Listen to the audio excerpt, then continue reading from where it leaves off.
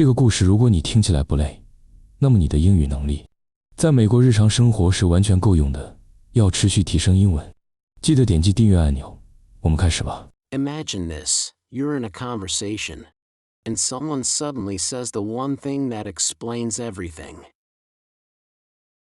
It's like they read your mind.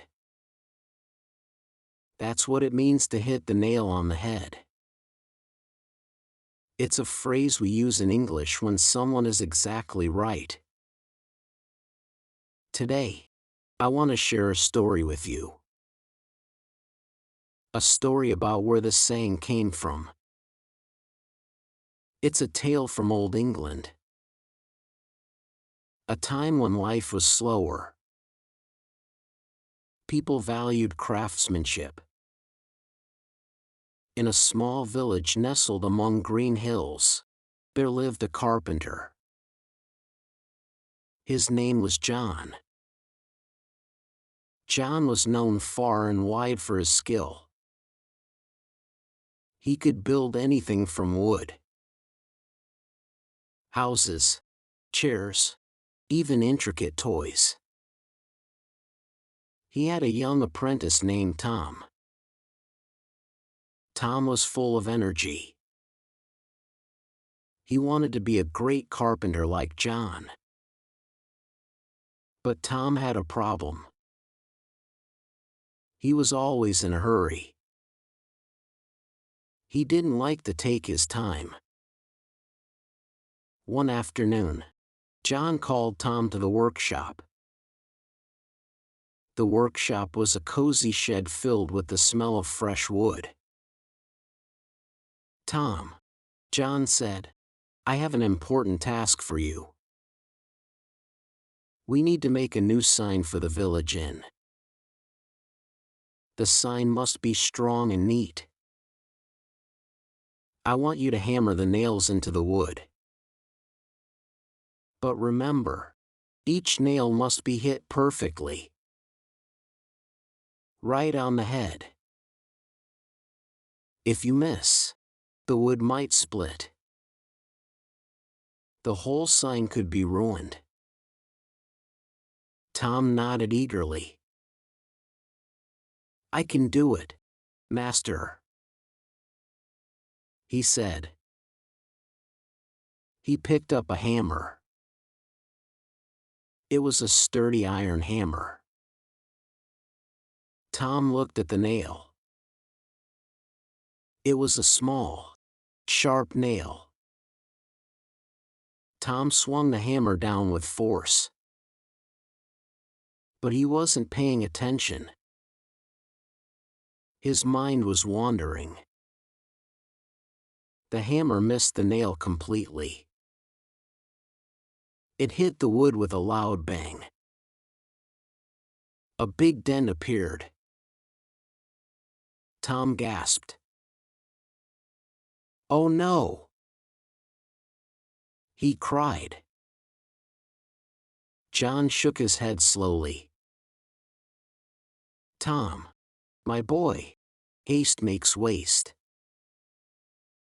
You need to focus. Try again, but this time, look at the nail.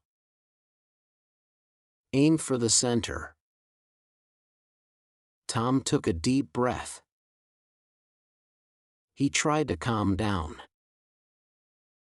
He lifted the hammer again. This time, he hit the nail. But it was a glancing blow. The nail bent to the side. It looked crooked. Tom felt angry with himself. "Why can't I get it right?" he muttered. John placed a hand on Tom's shoulder. "Don't worry," he said. "Let me show you how it's done." John took the hammer. He held it gently. He tapped the nail lightly. Tap, tap, tap.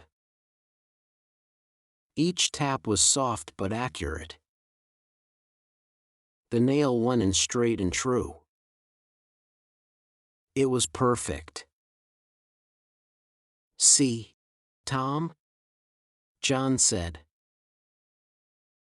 "Hitting the nail on the head isn't about strength. It's about precision.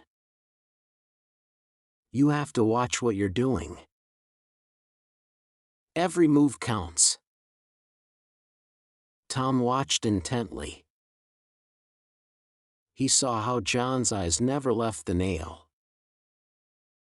how his hands were steady. Tom decided to practice more. For the next few days, Tom spent hours hammering nails. He used old pieces of wood. At first, he made many errors. Nails went in all wrong directions. Sometimes the wood cracked. But Tom didn't give up. He remembered John's words. He learned to slow down, to aim carefully. Gradually, he improved. His nails started going in straight. One evening, a storm was brewing. The wind howled outside. A farmer rushed into the workshop. "John!" he shouted. "The fence around my sheep pen is broken. The sheep might escape. Can you help?" John looked at Tom. "Tom, this is your chance. Go with the farmer. Repair the fence. And remember, hit the nail on the head. The sheep's safety depends on it." Tom felt nervous but excited. He took his tools and followed the farmer. The fence was old and wobbly. Tom had to replace some boards. He started hammering nails.